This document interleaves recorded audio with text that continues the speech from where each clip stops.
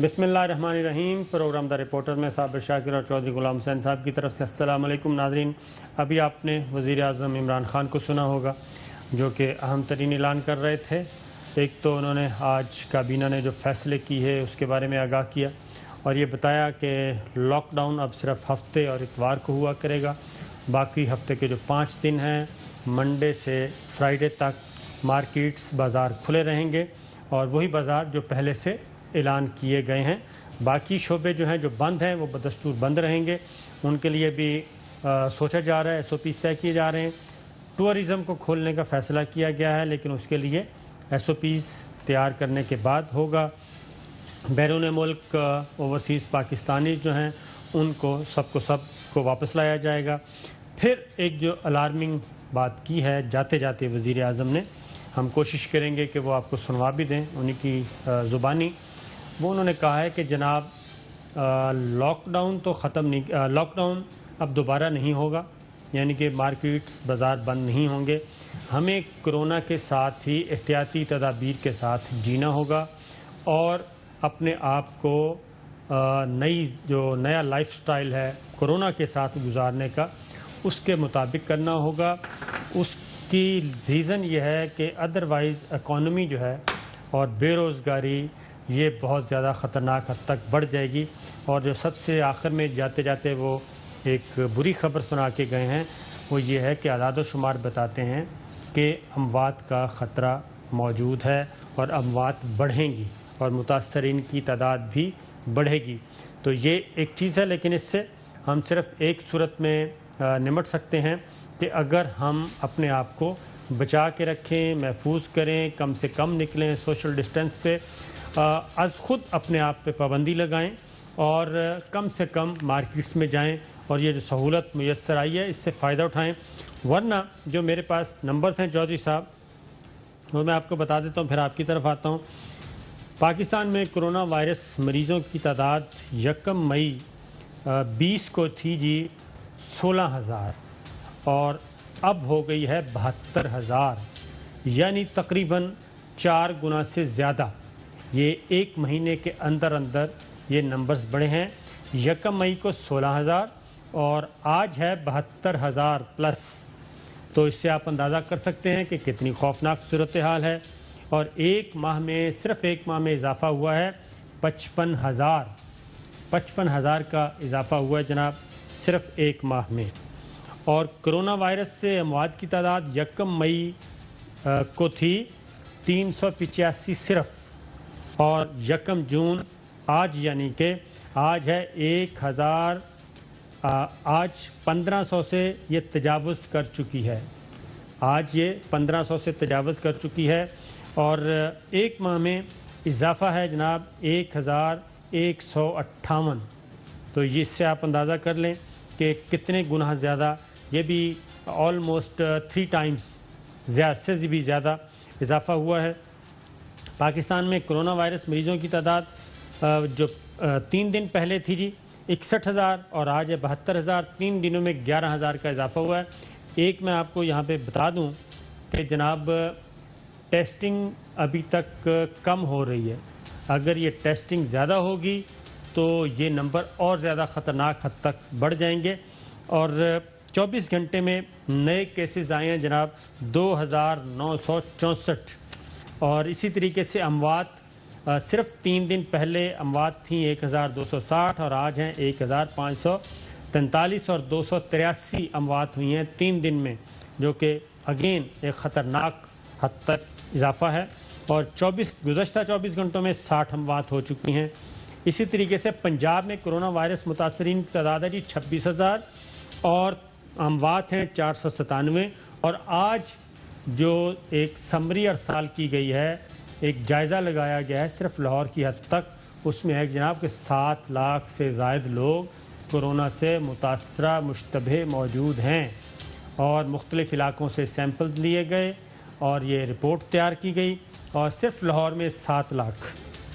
سندھ میں جناب متاثرین ہیں 28,245، اموات ہیں 481، اور بلوچستان میں 4,393 متاثرین، اموات 47، خیبر پختونخوا میں متاثرین ہیں 10,027 اور اموات ہیں 473.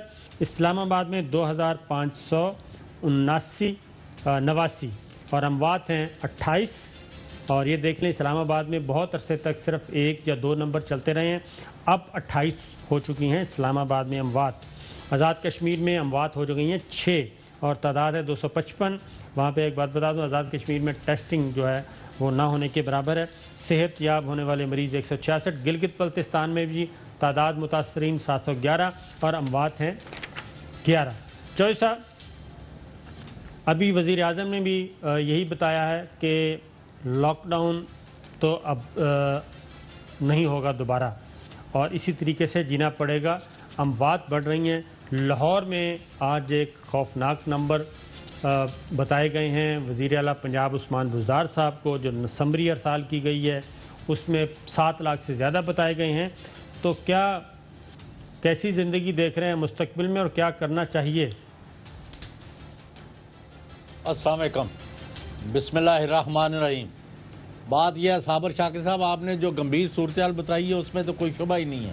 جو این ڈی ایم اے ہے اور ان کے چیئرمین ہیں لیفٹنٹ جنرل افضل صاحب، جو بیچارے دن رات اسی کام میں لگے رہتے ہیں، مجھے پتہ لگتا ہے کہ وہ اتنے محنت کر رہے ہیں اور وہاں دفتر میں ہی سو رہے ہیں. ان کا خیال ہے کہ پاکستان میں 2 لاکھ تک مریض اور 5 سے 10 ہزار بندے جو ہیں خدا نخواستہ لقمہ اجل بن سکتے ہیں. تو یہ جو لاہور کی ہے یہ لارجلی ایگزیجریٹڈ ہے، لیکن یہ بات فیکٹ ہے کہ پوری پاکستانی جو تصویر ہے وہ گمبھیر ہے، پریشان کن ہے اور مریض بڑھ رہے ہیں اور ادھر سے ادھر سے ہر جگہ سے فون آ رہے ہیں کہ ہمارے ہاں بھی ایک نکل آیا ہے، ادھر بھی نکل آیا ہے. لیکن ایک ایلیمنٹ ہے صابر شاکر صاحب جو آپ قصدن نہیں 7 آپ بھول گئے ہیں کہ یہ جو 72,000 ہے اس میں 25,000 بندہ صحت مند ہو گیا ہے، جو پاکستان کے اعتبار سے بہت بڑا نمبر ہے. جی تو اگر اس کو نکال دیتے ہیں جب 47 رہ جاتا ہے تو یہ ایک اور چیز ہے. یہ میں نہیں کہتا کہ احتیاط نہ کریں، ہر وہ شخص میرے سمیت جو احتیاط ہے وہ کرنی چاہیے. اور آپ نے دیکھا جب آپ بارڈر پر گئے جنرل باجوہ کے ساتھ آرمی چیف نے اور تمام جرنیلوں نے اور تمام سپاہیوں نے تمام احتیاطی تدابیر کی تھی. بالکل صحیح ہے چوہدری صاحب. بات یہ ہے کہ یہ بھی بات صحیح ہے کہ صحت یاب ہونے والے نمبر بھی حوصلہ افزا ہیں، لیکن ساتھ یہ بھی ہے کہ اب جو 20-25% اگر ہم 1000 لوگوں کا ٹیسٹ کر رہے ہیں تو اس میں سے 250 لوگ پلس پازیٹیو آ رہے ہیں. تو 20 سے 25% کا یہ نمبر ہو چکا ہے. اگر ٹیسٹنگ کیپیسٹی بڑھ جاتی ہے اور ٹیسٹ بڑھیں گے تو یہ تعداد خوفناک حد تک سامنے آئے گی. یہ بات اپنی جگہ پہ موجود ہے. صابر شاکر صاحب جی اب پتہ نہیں کیوں اللہ تعالیٰ مہربانی کرے، میرا اپنا یقین یہ ہے کہ اب جو ہے نا کسی وقت بھی آپ نے یہ خبر دینی ہے کہ یہ مڑ گیا ہے، یعنی یہ نیچے کی طرف یہ کلائم ڈاؤن ہے، اس میں کمی آئے گی اور پاکستان اس وبا سے نکلنا شروع ہو گیا ہے. اگرچہ آج آپ نے انڈیا کا دیکھا ہے کہ ان کا بہت برا حال ہے. بات یہ ہے امریکہ کا نہیں بتایا آپ نے. صاحب بات یہ ہے کہ اصل بات یہ ہے کہ بالکل درست ہے کہ اللہ تعالیٰ کسی وقت بھی رحم کر سکتے ہیں، کسی وقت بھی کرم کر سکتے ہیں. ان کے خزانوں میں کسی چیز کی کمی نہیں. سے بیٹھا ہوں اور آپ نے یہ خبر دینی ہے. لیکن اللہ تعالیٰ اور ہمارے آخری نبی حضور اکرم صلی اللہ علیہ وسلم ان کا اسوہ حسنہ دیکھیں تو انہوں نے کچھ باتیں بھی بتائی ہوئی ہیں کہ آپ پہلے اونٹ کو اچھی طرح باندھیں اور اس کے بعد توکل کریں. تو جو ہم لاک ڈاؤن جب سے نرم ہوا ہے، اگر ہم مارکیٹ کی صورتحال دیکھیں تو جس طریقے سے مس مینجمنٹ اور اس کو توڑا جا رہا ہے، SOPs کو، حفاظتی انتظام کو، حفاظتی تدابیر کو، وہی نا پکھا جٹ کٹورا لمبا پانی پی پی آپ رہا، اس طرح انہوں نے بد تہذیبی اور احتیاطی کی ہے کہ حد ہے. اور دوسرا ابھی وزیراعظم عمران خان کا وہ شارٹ سن لیں جس میں انہوں نے خبردار کیا ہے پاکستان کے عوام کو کہ اس نے وائرس نے بڑھنا ہے اور لوگوں کو وائرس ہوگی، یہ پھیلے گی. مجھے افسوس سے کہنا پڑتا ہے کہ ہماری اموات بھی بڑھیں گی. یہ آپ دوبارہ سن لیں. جاتے جاتے وزیر اعظم بات کر کے گئے ہیں کہ انہوں نے کہا مجھے افسوس کے ساتھ کہنا پڑ رہا ہے کہ یہ اموات بڑھیں گی اور یہ وائرس پھیلے گا. دوبارہ سنائیے جی. کہ اس نے وائرس نے بڑھنا ہے اور لوگوں کو وائرس ہوگی, یہ پھیلے گی. مجھے افسوس سے کہنا پڑتا ہے کہ ہماری اموات بھی بڑھیں گی. جی چوہے صاحب. انشاءاللہ آپ کو میں نے کہا ہے کہ دنیا کا بھی ذرا نقشہ بتا دیں, اور ہندوستان میں بڑی تیزی سے آپ کی طرح وہاں بھی پہلے جو آہستہ آہستہ بڑھ رہا تھا ایک دم یعنی ملٹیپلیکیشن شروع ہو گئی ہے. بالکل صحیح ہے چوہے صاحب. خیال تھا کہ دھوپ سے اثر پڑے گا. ایک اور چیز بھی چوہے صاحب, ایک اور چیز بھی ہے, اور وہ ہے ٹڈی دل کا حملہ. کیونکہ کرونا وائرس تو ہمیں نظر آ رہا ہے اور شہری علاقے خاص طور پہ متاثر ہو رہے ہیں. تو ٹڈی دل نے جو حملہ کیا ہے, آپ کو بھی پتہ ہے کہ ہماری معیشت کی ریڑھ کی ہڈی ہے زراعت. تو ٹڈی دل اس وقت لاکھوں ایکڑ کھڑی فصلوں کو, باغات کو, چارے کو تباہ کر چکی ہے. اور اس میں بھی ہمارے جو صوبے ہیں وہ 18ویں ترمیم کھیل رہے ہیں اور 18ویں ترمیم کے پیچھے چھپنے کی کوشش کر رہے ہیں. اس جانب کون توجہ دے گا؟ اور جو ٹڈی دل کی وجہ سے ہماری معیشت کا ستیہ ناش ہونا ہے اس کی طرف کون آئے گا؟ کیونکہ صوبے تو بالکل ایسے لگتا ہے جیسے سوئے ہوئے ہیں. جی نہیں, اس معاملے کو بھی اتنا آسان نہیں لینا چاہیے. بالکل آپ کی بات ٹھیک ہے, اور کبھی کچھ کہہ دیتے ہیں, کبھی کہہ دیتے ہیں. وہ کہتے ہیں پہلے ہمارے پاس ایک جہاز تھا, اب ہمارے پاس 13 ہیں, اور بلکہ جتنے بھی یہ جہاز اور چاہیے اور جتنا بھی سامان چاہیے اس کے لیے سپرے کے لیے NDM میں وہ کہتے ہیں ہم پرووائڈ کریں گے. اور اگر ایک اور ویو آ گئی جو کہ وہ کہتے ہیں کہ افریقہ سے بھی چلی ہوئی ہے اور ایران کی طرف سے بھی چلی ہوئی ہے, خدا نخواستہ اس کا مقابلہ بھی کرنا ہے, اور اللہ نے چاہا تو ہم کریں گے مقابلہ. پہلے بھی ٹڈی دل جو ہے, یہ ٹڈی ہے لفظ یا ٹڈی ہے جو بھی ہے, ہاں جی, تو یہ جو ہے عرف عام میں ٹڈی دل ہی کہتے ہیں. لفظ ہے ٹڈی دل. یہ چوہے صاحب بات یہ ہے چوہے صاحب, NDMA کے اپنے کلیم اپنی جگہ, لیکن جو ہمیں فون کالز آ رہی ہیں اور جہاں جہاں جنوبی پنجاب, اندرون سندھ, جہاں جہاں لوگ فون کر رہے ہیں, تو وہاں پہ تو کوئی یہ زبانی جمع خرچی ہے. فخر امام صاحب سے کیوں نہیں پوچھتے آپ؟ تو سر فخر امام صاحب سے بھی پوچھنا ہے, اور اس کے بعد صوبائی صوبے بھی ہیں سارے 18ویں ترمیم کے پیچھے چھپ رہے ہیں. یہ وزیر اعلیٰ سندھ نے خط لکھا ہے, یہ وزیر اعظم عمران خان صاحب کو, وہ بھی ذرا سن لیں چند باتیں. سندھ میں ٹڈی دل صحرائی علاقوں کے بعد زیر کاشت رقبے کو تباہ کر رہی ہے. ٹڈی دل سے سندھ میں فوڈ سیکورٹی کا خطرہ بڑھتا جا رہا ہے.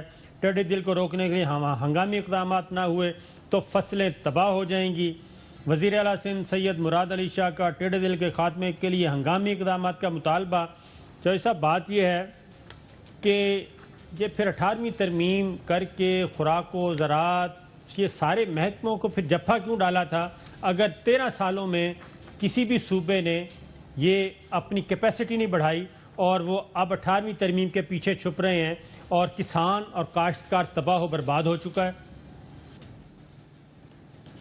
نہیں دیکھیں وہ تو کرتے ہیں, وہ بلیم گیم, یہ وہ ادھر کی والی بال اٹھا کے اس کی طرف اس نے ادھر پھینک دی, ادھر پھینک دی. پاکستان کے وزیر اعظم ہیں اسلامی جمہوریہ پاکستان کے عمران خان, ان کا کام ہے کہ جدھر جو بھی مسئلہ ہے اس کا حل کریں, اور جو نہیں کر رہے رکاوٹ اٹھا کے باہر پھینکے. آئین 18ویں ترمیم اور 9 ترمیم, بالکل صحیح. ہم ملک تباہ نہیں کرا سکتے, نہ زراعت تباہ کرا سکتے ہیں, نہ عام آدمی کی زندگیاں اس کے خطرے میں ڈال سکتے ہیں, خواہ وہ کرونا ہو, خواہ ٹڈی دل ہو, خواہ کوئی اور چیز ہو. کمال ہے, لوٹ مار کے لیے 18ویں ترمیم کا سہارا لیتے ہیں. یہی تو المیہ ہے چوہے صاحب. اب آپ آگے اگلی خبر پہ بڑھتے ہیں. ایک اور آپ کے دوست ہیں فواد چودھری صاحب, وہ ہر روز کوئی نہ کوئی ایک بار ان کو یہ تو کریڈٹ دینا, وہ ڈٹے رہے چاند کے معاملے پر, اور بالآخر سب کو ان کی بات ماننی پڑی. ہاں, چندہ مامو ان کے کنٹرول میں ہے جی اس وقت مکمل طور پہ. پچھلے 3-4 مہینوں سے وہ مفتی منیب سے چندہ مامو ناراض ہیں. وہ پہلے فواد چودھری صاحب کو بتا دیتے ہیں کہ میں نے نظر آنا ہے کہ نہیں آنا. تو خیر فواد چودھری صاحب نے ایک اور خط لکھا ہے چودھری صاحب، اور انہوں نے لکھا ہے وزیر اعظم عمران خان صاحب کو، اور اپنے لیٹر ہیڈ پہ لکھا ہے، یعنی کہ ministry of science and technology بطور ممبر کیبنٹ کے لکھا ہے، کوئی ذاتی حیثیت سے نہیں لکھا۔ انہوں نے کہا ہے کہ نواز شریف کے معاملے میں پاکستان میں ہونے والے طبی ٹیسٹوں کے بارے میں تحقیقات کروائی جائیں، اور انہوں نے کہا ہے کہ مؤدبانہ گزارش ہے کہ نواز شریف کی برطانیہ میں سامنے آنے والی تصاویر میں ان کی حالت اچھی نظر آ رہی ہے، اور مزید برآں یہ کہ نواز شریف برطانیہ میں اپنی ٹیسٹ رپورٹس بھی حکومت کے ساتھ شیئر نہیں کر رہے، جس سے تاثر پیدا ہو رہا ہے کہ برطانوی لیبارٹریز نے ان کی بیماری کی تصدیق نہیں کی۔ خدشہ ہے کہ پاکستان میں عدالتوں سے ریلیف لینے کے لیے جعلی ٹیسٹ رپورٹس تیار کی گئیں۔ نواز شریف کی برطانیہ میں تصاویر بتا رہی ہیں کہ وہ صحت مند ہیں، اور لگتا ہے کہ پاکستان میں ٹیسٹ رپورٹس حقائق مسخ کر کے ان کے بیرون ملک جانے کی راہ ہموار کی گئی۔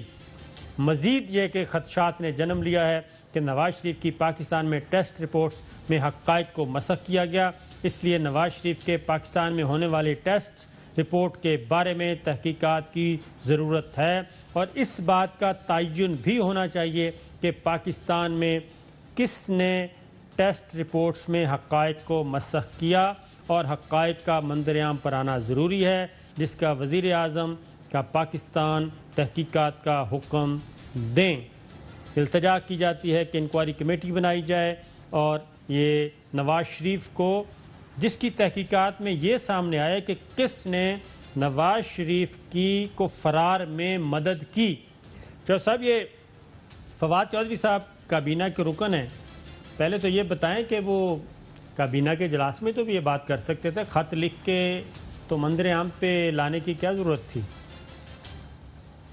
نہیں، وہ تو منظر عام پر آ گیا تو کیا ہے، اصل میں وزیر اعظم پاکستان اور فواد چودھری اور بہت سارے وزراء اس بات کے، جو ہم نے، اگر آپ کو یاد ہو، معاف کرنا، صابر شاکر اور غلام حسین میرا خیال پاکستان میں واحد رپورٹر شو ہے جس نے پہلے دن سے، بلکہ وقت سے پہلے، کہ اس طرح ہوڈونگ کیا جائے گا، اس طرح بیوقوف بنایا جائے گا، جعلی رپورٹیں تیار کی جائیں گی، وہاں قیمے والے نان کھائے جا رہے ہیں، وہاں لوگوں کی آؤ بھگت ہو رہی ہے، آپ کو یاد ہوگا، اور وہ رپورٹیں آپ جائیں وہاں لینے تو وہاں اب آپ کو کاپیاں نہیں دی جائیں گی جی، اور یہ سارا ڈرامہ رچایا گیا۔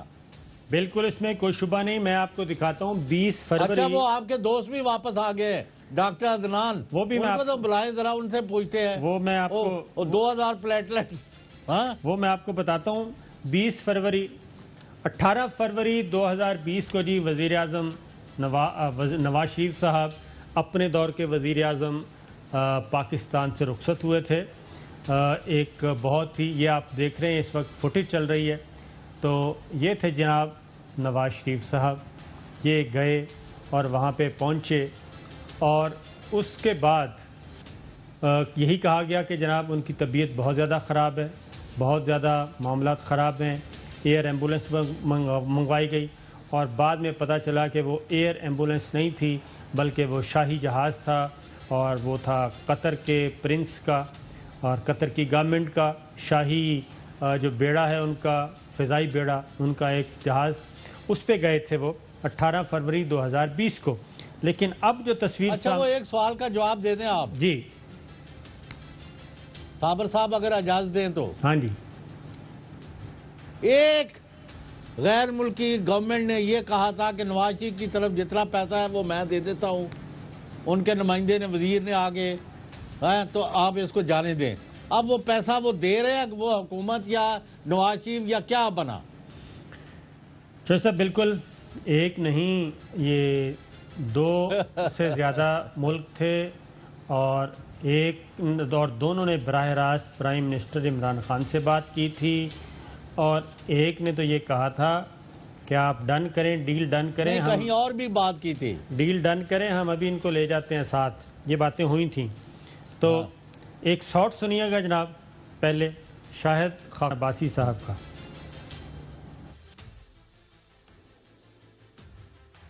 نواز نواز شریف صاحب کی آج ایک تصویر جو ہے وہ سوشل میڈیا پہ گردش کر رہی ہے، حکومت کے تمام ترجمان اور وزراء جو ہے وہ اس پہ باری باری ٹویٹ کے ذریعے اپنے پیغامات دے رہے ہیں. آپ کو کیا لگتا ہے کہ حکومت کو اس پہ یا تصویر بھاری پڑ گئی ہے نواز شریف صاحب کا باہر ہے؟ نہیں، آپ کی بات سمجھ نہیں ہے. ایک تصویر ہے نواز شریف صاحب کی جو وائرل ہوئی تھی سوشل میڈیا پہ. صبح صدر فواد چودھری، یار میرے پاس بھی وقت نہیں ہے، وزیروں کے پاس وقت ہے، کیونکہ وہ چینی کا تو ان کو پرواہ نہیں ہے، وہ سوشل میڈیا ہی دیکھتے رہتے ہیں سارا دن. چوہے صاحب یہ شارٹ میں دوبارہ سنواتا ہوں. ایک تو یہ کہ ان سے 2 دفعہ پوچھا گیا، انہوں نے کہا مجھے سمجھ نہیں آ رہی کہ نواز شریف صاحب کے بارے میں پوچھا جا رہا ہے. نہیں، درمیان میں ایک بریک آتی ہے، صرف 1 سیکنڈ کی. اس 1 سیکنڈ کی بریک میں مریم اورنگزیب صاحبہ مریم بی بی کا پیغام پہنچا رہی ہیں شاہد خاقان عباسی صاحب کو، اور وہ سمجھ آ رہے وہ یہ کہہ رہی ہیں کہ جواب نہیں دینا. تو ذرا دوبارہ سنائیے گا جی.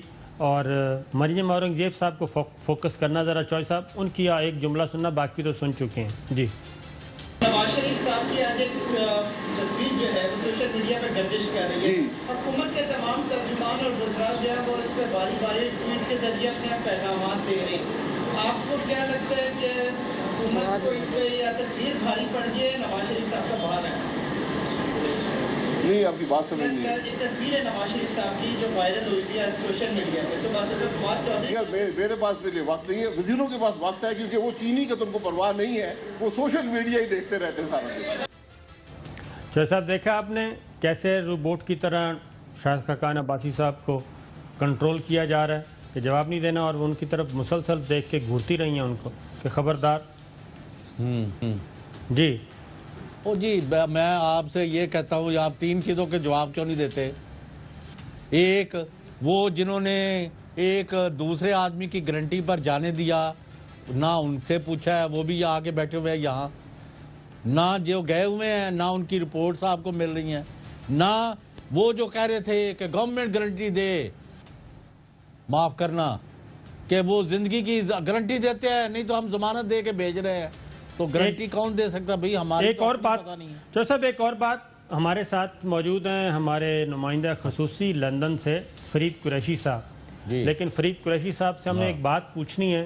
پہلے شاہد خاقان عباسی صاحب کا وہ شارٹ ان کو سنواتے ہیں جہاں وہ جو انہوں نے شاہد خاقان عباسی صاحب نے یہاں کہا ہے کہ جناب یہ تو اب گورنمنٹ آف پاکستان بتائے کہ برطانیہ میں کرونا نے کب ختم ہونا ہے اور وہاں پہ ٹریٹمنٹ کب شروع ہوگا، کیونکہ وہاں پہ ساری ہیلتھ سروسز سب سسپینڈ ہیں.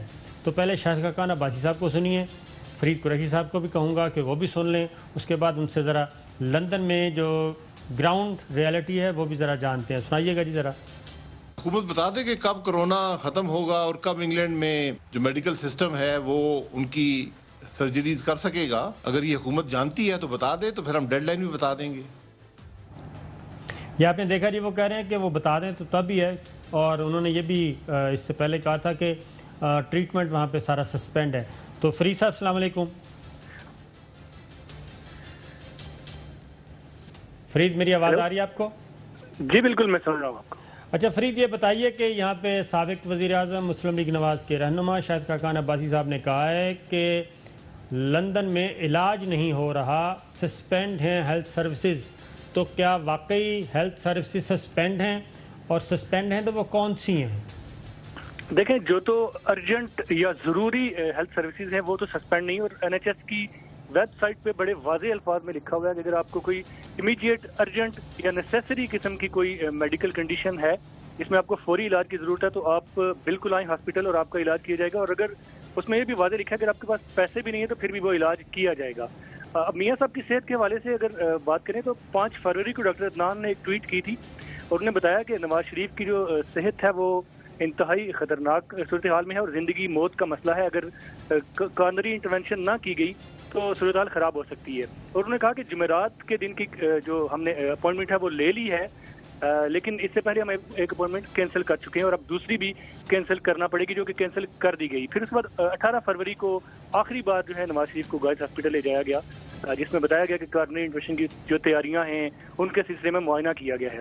اس کے بعد سے اب تک انہیں دوبارہ ہاسپٹل نہیں لے جایا گیا. برطانیہ کے جو لاک ڈاؤن ہے وہ 18 فروری سے بھی تقریباً 1 ماہ کے بعد 23 مارچ کو شروع ہوا تھا جس کے بعد جو عام سروسز ہیں ہیلتھ سروسز وہ تو معطل کی گئیں، لیکن جو ارجنٹ سروسز ہیں وہ ابھی بھی جاری ہیں، اور اگر کسی بندے کو جیسے دل کی تکلیف ہے، جان کا مسئلہ ہو یا کوئی اس طرح کی بیماری ہو تو وہ ضرور اس کو ٹریٹ کیا جاتا ہے، اور اس پہ کوئی پابندی یہاں پہ نہیں ہے۔ یعنی آپ یہ کہہ رہے ہیں کہ اگر کسی کی زندگی کو خطرہ ہے، کوئی ایمرجنسی ٹریٹمنٹ ہے، تو اس کے لیے برطانوی حکومت کی جو ہیلتھ سروسز ہیں وہ 24 آورز اویلیبل ہیں، اور اگر کسی کے پاس پیسے نہیں ہیں تو مفت علاج بھی ہو سکتا ہے۔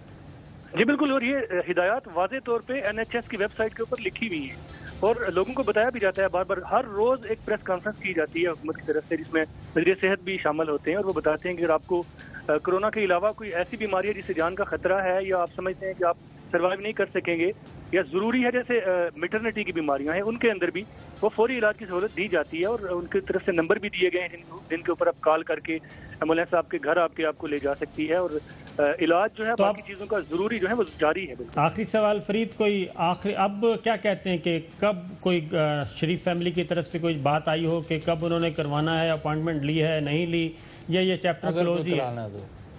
یہ تو بہت پرانی بات ہو چکی ہے۔ میں نے جیسے بتایا کہ 18 فروری کو آخری بار انہیں گائز ہاسپٹل لے جایا گیا، اور تب ڈاکٹر عدنان نے بتایا کہ ان کی جو معائنہ ہے وہ کیا گیا ہے کارنری انٹرونشن کے حوالے سے، اس کی تیاریوں کے سلسلے میں۔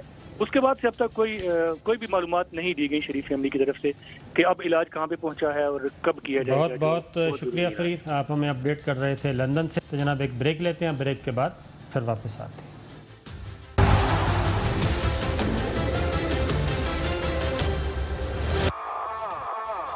ویلکم بیک ناظرین، آپ سن رہے تھے نواز شریف صاحب کی صحت کے بارے میں۔ جی شاہد خاقان عباسی صاحب کیا کہہ رہے تھے، اور ہمارے جو نمائندہ خصوصی فرید قریشی وہ وہاں پہ کیا کہہ رہے تھے۔ تو چوہے صاحب اس پہ کچھ آپ کہیں گے یا پھر اگلی سٹوری کی طرف بڑھا جائے؟ نہیں، اس پر یہی ہے کہ جس طرح کے حالات ہیں پاکستان میں، جس طرح نون لیگ جو ہے تتر بتر ہے، ان کا کوئی سیاسی مستقبل نہیں ہے، اور عمران خان گورنمنٹ جو ہے کوئی پسند کرے یا نہ کرے دن بدن طاقت پکڑ رہی ہے اور پاپولر ہو جائے گی۔ جب دو چار ان کے اقدامات جن کا ہمیں علم ہے لوگوں کو نہیں ہے وہ سامنے آئیں گے تو یہ اپنے منہ چھپاتے پھریں گے۔ اور نواز شریف کی بیماری جو ہے جسمانی بیماری تو شاید کوئی نہ ہو، لیکن ان کی جو دوسری بیماریاں ہیں ان میں گمبھیرتا آتی جائے گی، اور وہ ملک سے آگے باہر سے باہر رہنا پسند کریں گے، اور جو ان کے باقی رہ گئے ہیں وہ بھی اسی طرح کے ہیلے بہانے بنا کے ملک سے نکلنے کی کوشش کریں گے جو ابھی تک ناکام ہے۔ اور ان لوگوں کا مقصد دو ہے، جو ہم نے پہلے پیسہ اکٹھا کر لیا ہے جائز نجائز، ایک وہ بچ جائے اور کسی طرح ہم واپس اقتدار میں آ جائیں اور دوبارہ وہیں سے کام شروع کریں۔ تو امید یہ ہے اللہ کے گھر سے، واللہ جانتا تو اللہ پاک ہے، کہ شاید اب پاکستان میں وہ پرانا کھوئی موئی اور لوٹ مار کا بازار شاید گرم نہ ہو۔ اللہ کرے جوہر صاحب آپ کی یہ دعا قبول ہو، لیکن ظاہر ہے جو فواد چودھری صاحب نے خط لکھا ہے اس میں انہوں نے بڑے واضح طور پہ لکھا ہے کہ نواز شریف صاحب کو غلط رپورٹ فورجری کر کے جال سازی کے ذریعے میں نے کہا صابر شاکر صاحب، آپ وہ لوگ جو ہمیں گالیاں دے رہے تھے سوشل میڈیا پر اور یہ اور وہ کہ جی وہ آپ بیماری سے کھیل، اور ہم کہتے ہیں سروسز اسپتال میں جال سازی ہو رہی ہے، وہ کہتے مجھے تو کچھ نہیں ہے۔ بالکل وہ صحیح ہے، مریض جو بنا رہے تھے نا یہ اگلی سٹوری گڑی پال کا مہمان ہے وہ بس وہ تو ہم اس وقت بھی کہہ رہے تھے، لیکن اب جن لوگوں نے ان کو بھیجا ہے نا جی، جو اس میں ملوث ہے، وہ میرا خیال ہے خود ہی اپنے گریبان میں جھانک کے دیکھ لیں کہ انہوں نے کوئی قوم کی خدمت کی ہے یا پھر وہ تمام ریاستی اداروں کا اور تمام ہمارے نظام کا ایک مذاق اڑایا ہے۔ یہ ہمارے سسٹم پہ اور ہماری سوچ پہ کے منہ پہ جی ایک زوردار سناٹا ہے یہ جو کچھ ہوا۔ اب اگلی خبر ہے چوہے صاحب، وفاقی وزیر قانون فروغ نسیم صاحب مستعفی ہو گئے اور انہوں نے استعفیٰ دیا ہے۔ جسٹس قاضی فائز عیسیٰ صاحب کے خلاف جو مقدمہ چل رہا ہے، ریفرنس چل رہا ہے، اور جو قاضی فائز عیسیٰ صاحب نے ایک پٹیشن فائل کی ہوئی ہے سپریم کورٹ میں، اس میں فروغ نسیم صاحب بطور وکیل وفاق کی طرف سے پیش ہوں گے کیونکہ اٹارنی جنرل نے اس سے معذرت کی تھی۔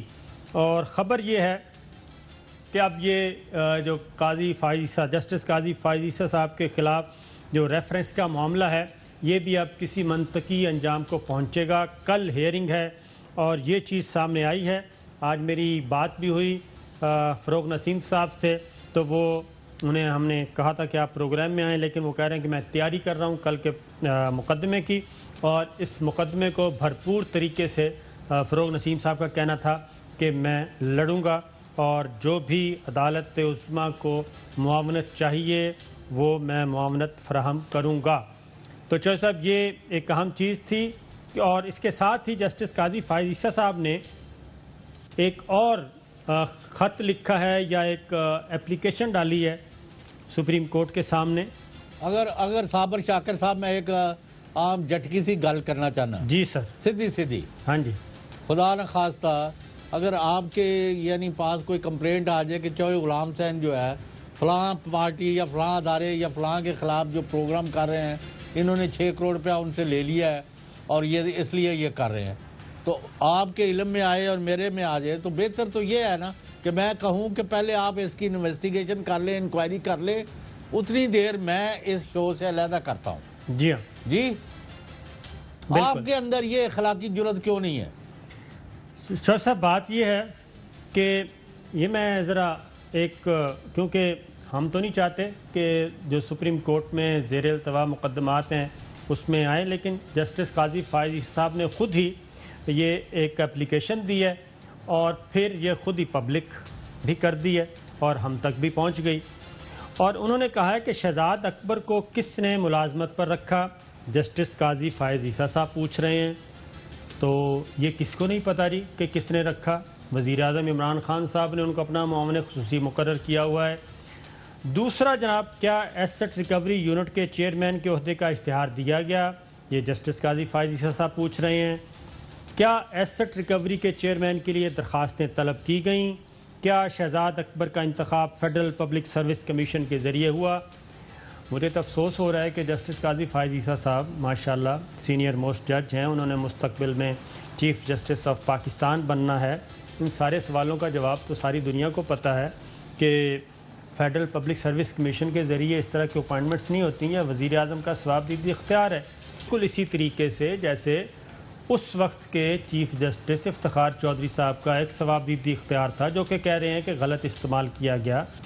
انہوں نے ایک ثوابدیدی اختیار، آپ نے صابر شاکر صاحب، آپ نے اس ملک میں سیکرڈ کاؤز کا جو آپ نے روڑا پایا ہے، انہوں کیوں ختم کرنا ہے؟ میں تو سپریم کورٹ کی بات ہی نہیں کر رہا، آپ سے سیدھی سی بات کرتا ہوں، آپ اس طرف آتے نہیں ہیں۔ میں سر یہ خط پڑھ رہا ہوں، میں ذرا وہ سن لیں، اپلیکیشن جو ہے وہ سن لیں۔ نہیں سر، نہیں، اس کے بعد افتخار چودھری صاحب نے اپنا ثوابدیدی اختیار استعمال کیا تھا اور جسٹس قاضی فائز عیسیٰ صاحب کو براہ راست بلوچستان ہائی کورٹ کا چیف جسٹس مقرر کر دیا تھا، جس کو کہ ابھی بھی سینئر وکلاء ممتاز قانوندان نہیں مانتے۔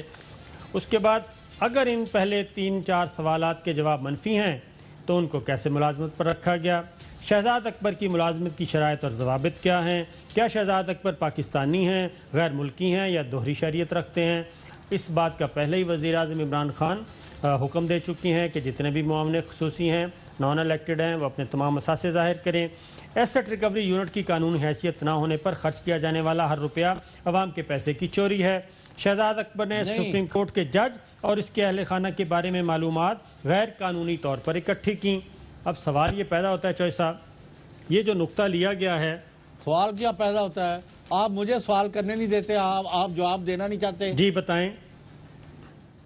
آپ کے سامنے پاکستان کی ایک انتہائی محترم اہم ترین عہدوں میں سے ایک پر فائز شخصیت نے اپنے بہت بہت بڑے مجاہدوں کی موجودگی میں آپ کو کیا کہا کہ 400 بندہ پاکستانی افسر جو ہے وہ دوہری شہریت رکھتے ہیں، وہ ادھر سے حلف اٹھائے ہوئے انہوں نے ملکہ برطانیہ کے، کینیڈا کے، امریکہ کے، ادھر کے ادھر کے، اور یہاں وہ پاکستان کے اندر بڑے بڑے دفتروں میں بیٹھے ہوئے ہیں اور وہ یہاں فیصلے کر رہے ہیں پاکستان کے۔ آپ نے آج تک ان کے خلاف کیا کارروائی کی ہے؟ سر یہی چیز تو چھوٹی سی بات پوچھی گئی جسٹس قاضی فائز عیسیٰ صاحب سے کہ یہ اپارٹمنٹ ہیں بیرون ملک، یہ کہاں سے خریدے آپ بتا دیں، تو جسٹس قاضی فائز عیسیٰ صاحب انتہائی قابل احترام ہیں اور ان کا سپریم کورٹ کی ویب سائٹ پہ جائیں تو انہوں نے اپنا جو شجرہ نسب بیان کیا ہے وہ بھی بہت اعلیٰ ہے، تو ان کو تو چاہیے تھا کہ فوراً سے پہلے ان کے منہ پہ لا کے مارتے کہ جناب یہاں سے میں نے خریدے ہیں یہ سارا کچھ، آپ بتائیں، یہ میرے ذرائع ہیں، بات وہیں پہ ختم ہوتی. اور اس وقت ہم پروگرام کر رہے ہوتے پریزیڈنٹ ڈاکٹر عارف علوی صاحب کے خلاف، پریزیڈنٹ آف پاکستان کے خلاف، شہزاد اکبر کے خلاف، لیکن اس ایک سوال کا وزیر اعظم کے خلاف جی، لیکن اس ایک سوال کا جواب ابھی تک نہیں دیا. اور مسلسل کبھی ادھر کبھی ادھر تمام، لیکن میں ایون جسٹس قاضی فائز عیسیٰ صاحب سپریم جوڈیشل کونسل کو نہیں مان رہے. سابق چیف جسٹس ثاقب نثار صاحب نے ان کو کہا، سابق چیف جسٹس آصف سعید کھوسہ صاحب نے ان کو کہا کہ بھائی کوئی چیز لا کے دے دیں اور بات ختم کریں، لیکن ان کے خلاف بھی انہوں نے کمپین چلائی. تو یہ کیا ہو رہا ہے؟ سر میں آپ کو بتا رہا ہوں کیا ہو رہا ہے. صابر شاکر صاحب، یہاں پرابلم یہ ہے کہ کوئی سیدھے راستے پر چلنے کو تیار نہیں. اللہ تعالیٰ کا خوف تو ہے ہی نہیں. یہاں کوئی قانون قاعدہ نہیں ہے. آپ کے بڑے بڑے جو وکلاء کے ادارے ہیں اور وہاں بہت بہت اچھے انسان جو ہیں وہ بھی ٹریڈ یونینزم کا شکار ہو کے پھاڑ لو چھوڑ دو. عدلیہ کی آزادی پر حملہ ہے. بھائی عدلیہ کی آزادی پر حملہ ہے. یعنی فوج تو اپنے جرنیلوں کو بھی اندر کر رہی ہے، ان کو پھانسی کی سزائیں سنا رہی ہے جی. وزیر اعظم تو اپنے قریبی لوگوں کے خلاف چینی کا اور ویٹ کے سکینڈل پر کمیشن بنا کے یعنی ساری کھے اڑ رہی ہے وہ پھر بھی اپنا ڈٹیا ہے. تو تانوں کی پرابلم ہے بھائی. اب اگلی بات جو صاحب یہی سوال میں پھر بریک پہ جانا ہے، 2-3 باتیں. یہی سوال جسٹس قاضی فائز عیسیٰ صاحب سے پوچھ رہے ہیں، وہ اپنا جواب دینے کے بجائے الٹا کیا کر رہے ہیں. ہمیں کوئی شہزاد اکبر صاحب سے دلچسپی نہیں ہے جی، آپ ان کو سزائے موت دے دیں اگر وہ مجرم ہے تو، لیکن اپنے سوال کا جواب تو دے دیں خدا کے لیے. شہزاد اکبر نے اپنی جائیداد، اثاثوں اور بینک اکاؤنٹس کے بارے میں کیوں نہیں بتایا؟ یہی سوال آپ سے ہے. شہزاد اکبر مرزا نے اپنی بیوی اور بچوں کے نام ظاہر کیوں نہیں کیے؟ اب اس کے بارے میں کچھ کیا کہوں. شہزاد اکبر کی بیوی اور بچے ملک کی شہریت رکھتے ہیں. ایک منٹ جی، شہزاد اکبر کیس چل رہا ہے اس پر کوئی تو وہی تو میں کہہ رہا ہوں کہ ٹرائل چل رہا ہے پاناما کا، اور نواز شریف صاحب اور پوری فیملی اور پوری مسلم لیگ نواز وہ پوری دنیا پہ انہوں نے گند اچھالنا شروع کر دیا تھا. شہزاد اکبر کی بیوی اور بچے کس ملک کی شہریت رکھتے ہیں یہ بتایا جائے. کیا شہزاد اکبر کی بیوی اور بچوں کی جائیدادیں پاکستان میں ہیں یا بیرون ملک ہیں؟ جسٹس قاضی فائز عیسیٰ صاحب پوچھ رہے ہیں. کیا chairman asset recovery unit Shahzad Akbar نے اپنی بیوی اور بچوں کی جائیدادیں اپنے گوشواروں میں ظاہر کی؟ یہی سوال آپ سے پوچھا جا رہا ہے جسٹس قاضی فائز عیسیٰ صاحب. وہ سوال کا جواب منہ پہ ماریں گورنمنٹ کے، اور پھر ہم یہاں بیٹھ کے وزیر اعظم، صدر مملکت اور شہزاد اکبر کے خلاف پروگرام کر رہے ہوں گے. تو ایک بریک پہ جانا ہے جی، بریک کے بعد واپس آتے ہیں تو کچھ اور چیزیں.